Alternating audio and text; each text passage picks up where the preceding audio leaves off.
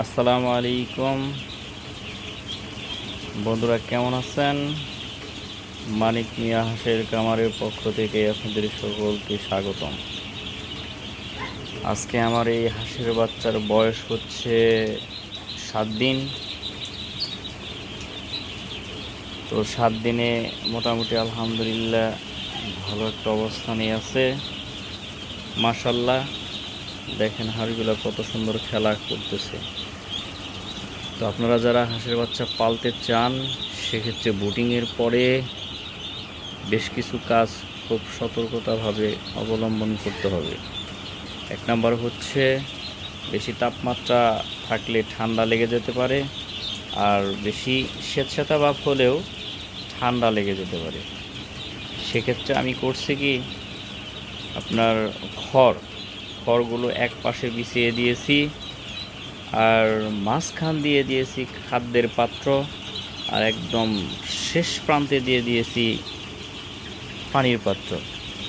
Just একটা জিনিস লক্ষ্য করেন আপনারা, পানির পাত্রের ভেতরে যে অংশটা, সেই অংশের মধ্যে আমি সুতি টেনা দিয়ে দিয়েছি, যাতে জানি পানির উপরে নেমে নিজের গতরে ডুব না দিতে পারে।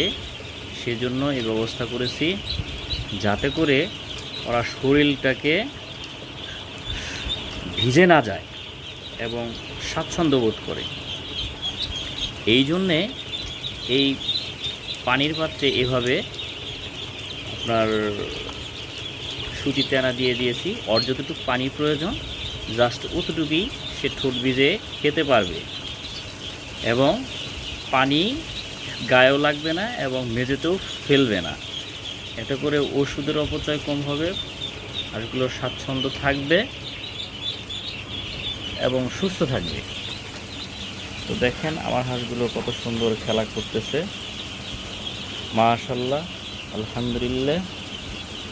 আপনারাও জাস্ট এভাবে করতে পারেন।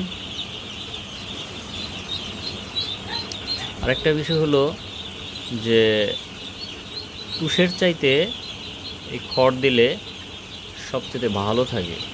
তুষ অতি তাড়াতাড়ি নষ্ট হয়ে যায় এবং পোকা ধরে যায়, আর খড়টা অল্প দামেই পাওয়া যায়। নিচে বিছিয়ে দিলেন, জাস্ট একটু স্যাঁতস্যাঁতা হলে সেটা চাষ দিয়ে ফেলে দিলেন। এটা করলে অর্থেরও সাশ্রয় হলো, হাঁসগুলো স্বাচ্ছন্দ্য এবং সুস্থ থাকলো। দেখেন কত সুন্দর।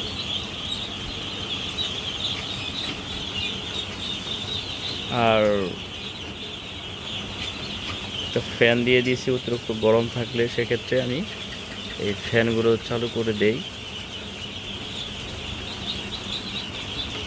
আর এই ব্রয়লার স্টার্টার খাওয়াইলে কি হয়, শরীরে এক ধরনের তাপমাত্রা তৈরি হয়, এতে করে গরম বেশি হয়ে গেলে স্ট্রোক করার সম্ভাবনা থাকে। ফ্যান দিলে এটা থাকে না। তো আরও সঠিক কিছু পরামর্শ নিয়ে সামনের ভিডিওতে আসব।